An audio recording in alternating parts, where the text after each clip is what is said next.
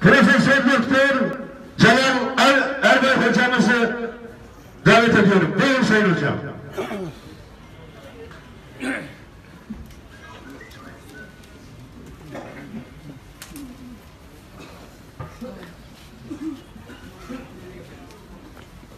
Televizyon mikrofonunu biri tutsun ya.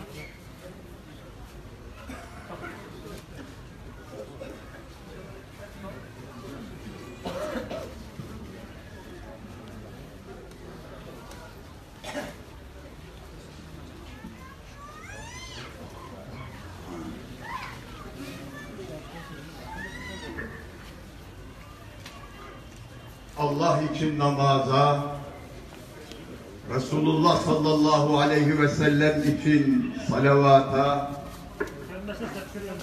ve Allah yolunun sadık mücahidi, Rabbimin has kulu Abdullah Mahdum şehidimiz için namaza uyun, hazır olan imama,